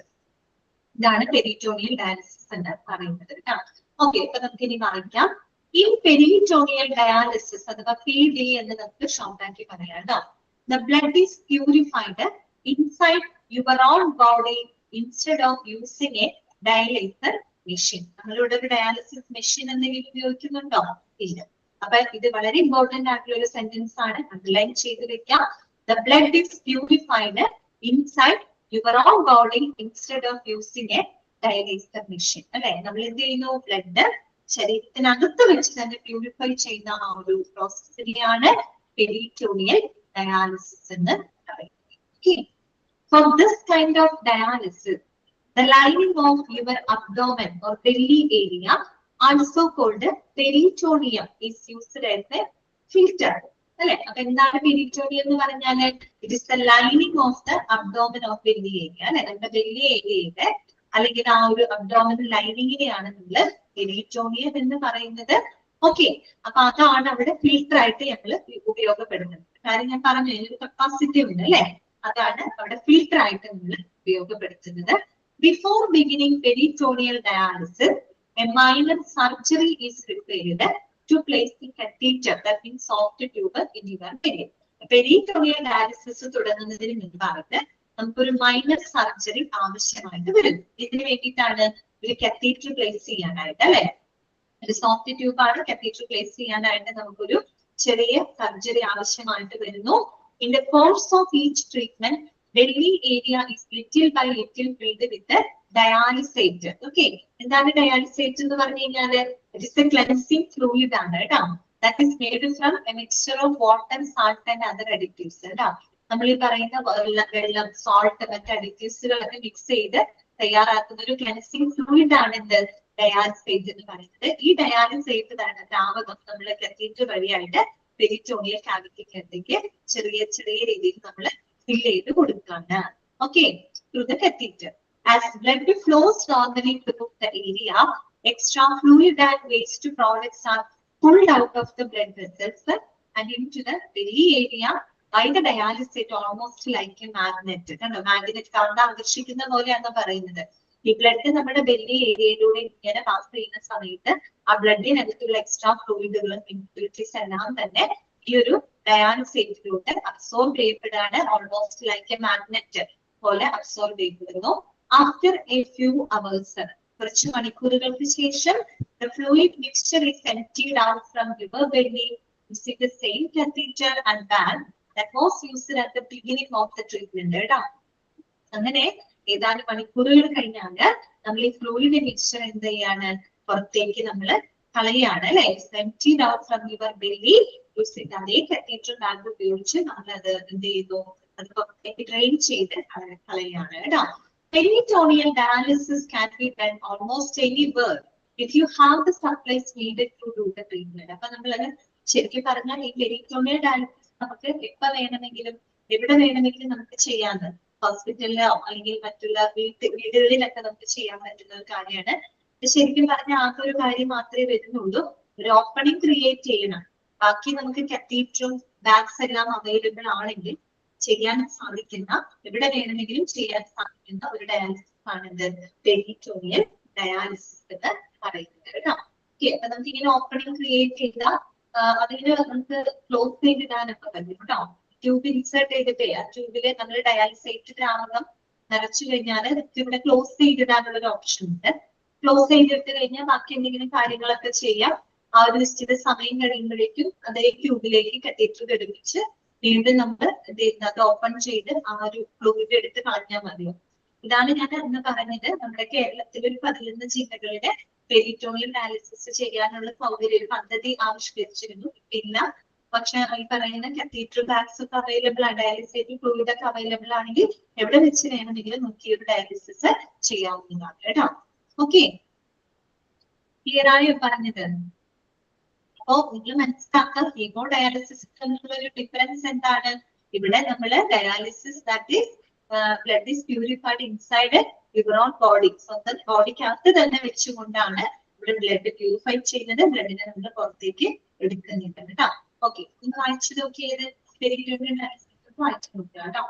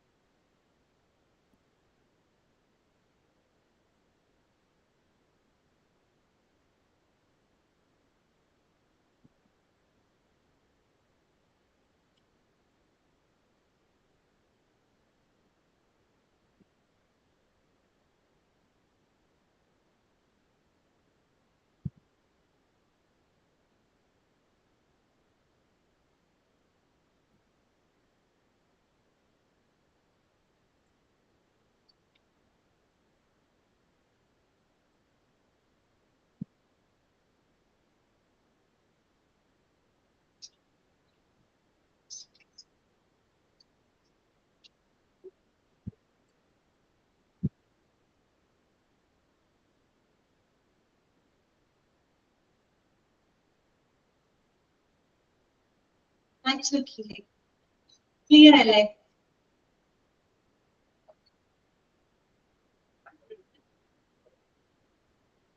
അടയാളപ്പെടുത്താനായിട്ടുണ്ടോ? ഇതെറ്റി അങ്ങോട്ട് പറയണോ?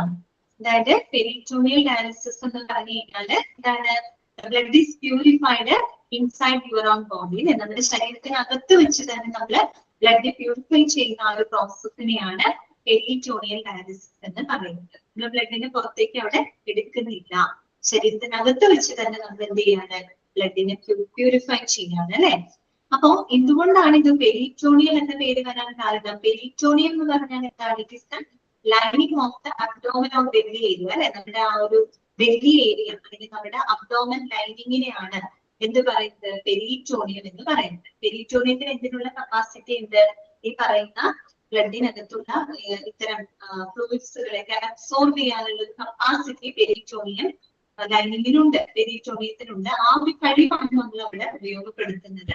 ആ പെരിറ്റോണിയമാണ് നമ്മൾ അവിടെ ഫിൽറ്ററായിട്ട് ഉപയോഗിക്കുന്നത് കേട്ടോ. അപ്പൊ പെരിറ്റോണിയൽ ഡയാലിസിസ് നടത്തുന്നതിന് മുൻപായിട്ട് ഒരു മൈനർ സർജറി നമ്മൾ നടത്തണം. ഇവിടെ വലിയ ഏരിയയിൽ സർജറി ഉണ്ട്. നമ്മൾ എന്ത് ചെയ്യണം, ഈ പറയുന്ന കത്തീഡ്രൽ നമ്മള് പെരിറ്റോണിയൽ ക്യാവിറ്റിക്കകത്തേക്ക് ഇൻസേർട്ട് ചെയ്യണം. അതിനുശേഷം ഡയാലിസേറ്റ് എന്ന് പറയുന്ന ഒരു ഫ്ലൂയിഡ് ഉണ്ട്, അതൊരു ക്ലെൻസിങ് ഫ്ലൂയിഡ് ആണ്. ആ ഡയാലിസേറ്റ് ഫ്ലൂയിഡിനെ നമ്മൾ കത്തീഡ്രൽ വഴിയായിട്ട് പെരിറ്റോണിയൽ ക്യാവിറ്റിക്കകത്തേക്ക് നിറയ്ക്കുകയാണ്. ഓക്കെ, അങ്ങനെ സ്വാഭാവികമായിട്ടും പെരിറ്റോണിയൽ ക്യാവിറ്റിക്കകത്തൂടെ ബ്ലഡ് പാസ് ചെയ്യുന്ന സമയത്ത് ബ്ലഡിലുള്ള മറ്റ് എക്സ്ട്രാ ഫ്ലൂയിഡുകൾ ആ ഒരു ഡയാലിസിയേറ്റഡ് ഫ്ലൂയിഡിലോട്ട് അബ്സോർബ് ചെയ്യപ്പെടാണ്. ഓക്കെ, അങ്ങനെ അബ്സോർബ് ചെയ്ത് ഒരു കുറച്ച് മണിക്കൂറുകൾക്ക് ശേഷം നമുക്ക് ആ ഫ്ലൂയിഡിനെ തിരിച്ചെന്ത് ചെയ്യാൻ പറ്റും, ഡ്രെയിൻ ചെയ്ത് കളയാം. അതേ മുന്നേ ഉപയോഗിച്ച് കത്തീറ്റർ ബാഗ് ഒക്കെ ഉപയോഗിച്ച് ആ ഫ്ലൂയിഡിനെ തിരിച്ച് നമ്മൾ എന്ത് ചെയ്യാം, ഡ്രെയിൻ ചെയ്ത് കളയുകയാണ് ചെയ്യുന്നത്. ആ രീതിയിൽ ബ്ലഡിന് നമ്മൾ പ്യൂരിഫൈ ചെയ്യുന്ന മെത്തേഡാണ് പെരിറ്റോണിയൽ ഡയാലിസിസ് എന്ന് പറയുന്നത് കേട്ടോ. ഓക്കെ,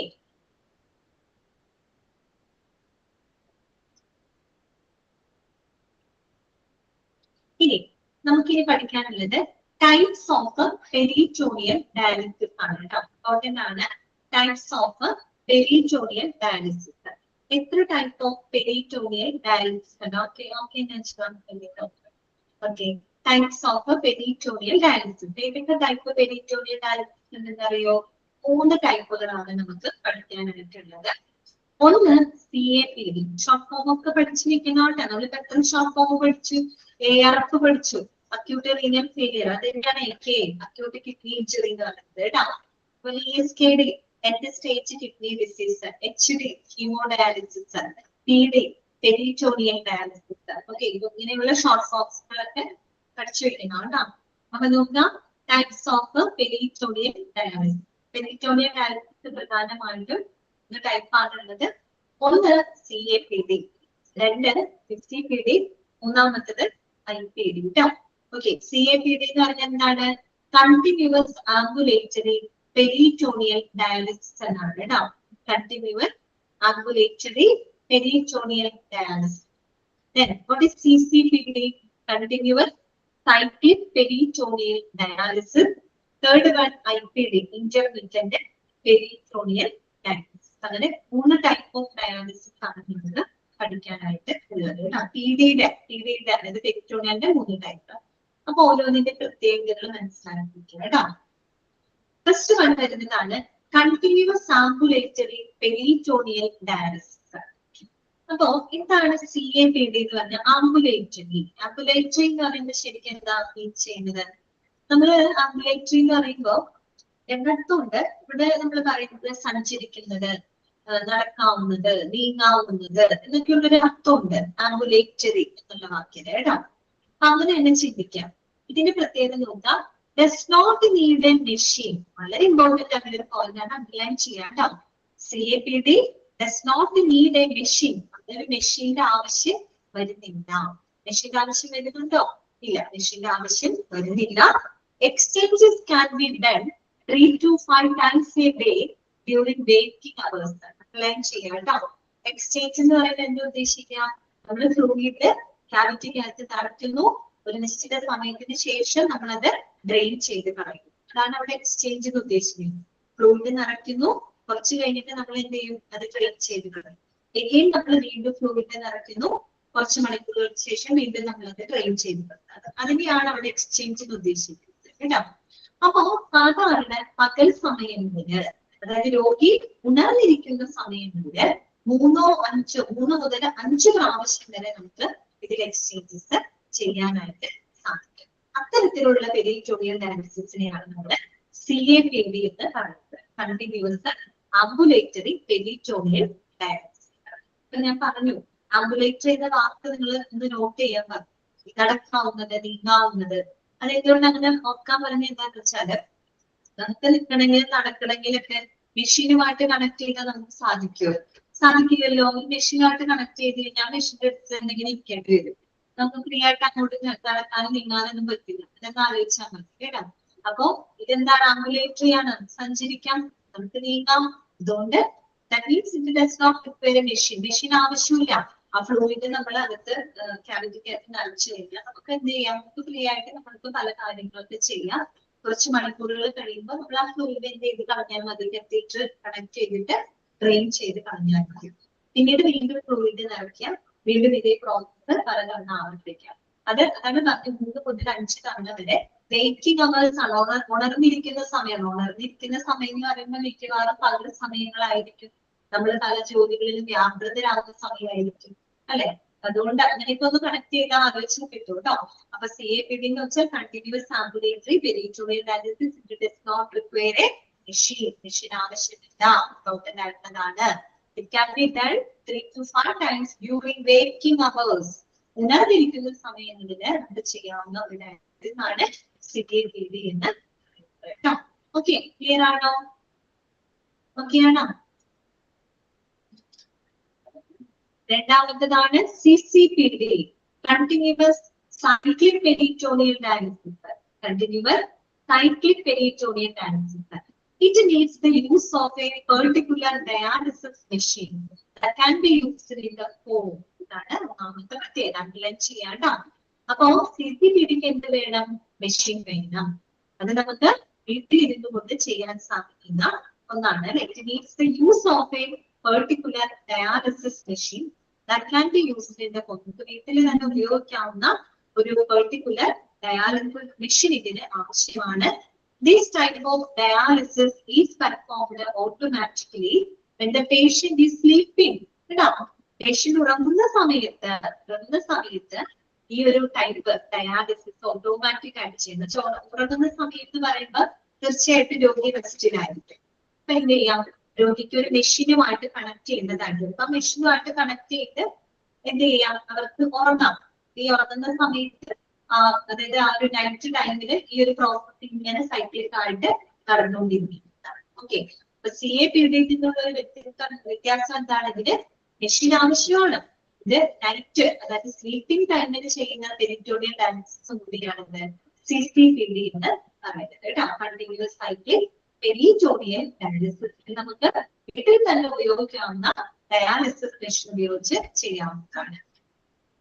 അടുത്തതാണ് ഇന്റർമീഡിയറ്റ് പെരിറ്റോണിയൽ ഡയാലിസിസ് അഥവാ IPD അല്ലെ. ഇന്റർമീഡിയറ്റ് എന്ന് പറയുന്നത് എന്താണ്? ഇടവിട്ട് ചെയ്യുന്നത് അർത്ഥമാണ് കേട്ടോ ഇന്റർമീഡിയറ്റ്. അപ്പൊ ഇത് uses the same type of machine as CCPD.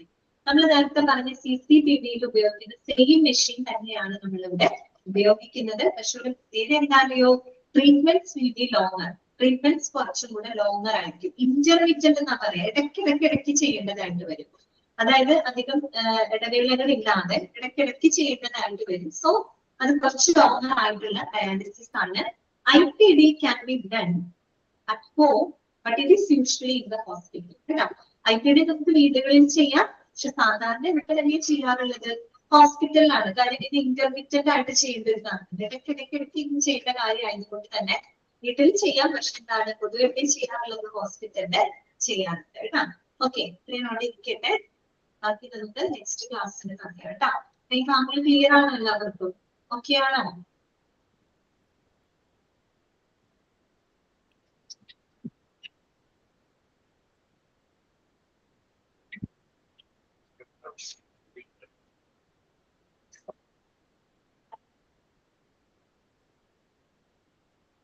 Okay, ഇത്രയും താങ്കൾ നല്ലപോലെ വായിക്കുക കേട്ടോ. വായിക്കുക, മോക്ക് ടെസ്റ്റുകളൊക്കെ പ്രാക്ടീസ് ചെയ്യും. ക്ലാസ് കഴിഞ്ഞിട്ട് ചെയ്യാലോ? മറ്റൊരു പേര് പറഞ്ഞില്ലേ? ഇതാണ് AKIയുടെ മറ്റൊരു പേര് പറഞ്ഞില്ലേ? AKI എന്ന് പറയുമ്പോ അക്യൂട്ട് കിഡ്നി ഇഞ്ചുറി. അത് തന്നെയാണ് ARF കേട്ടോ. അക്യൂട്ട് റീനൽ ഫെയിലിയർ സെയിം തന്നെയാണ് കേട്ടോ. അതായത് റീസെന്റ് ആയിട്ട് പെട്ടെന്ന് ഉണ്ടാകുന്ന വൃക്ക തകരാറ്, അതാണ് ARF AKI എന്നൊക്കെ പറയുന്നത് സെയിം തന്നെയാണ് കേട്ടോ. Acute renal failure ARF, acute kidney injury AKI രണ്ടും സെയിം ആണ് കേട്ടോ. Okay, next class. Thank you miss. Okay, thank you.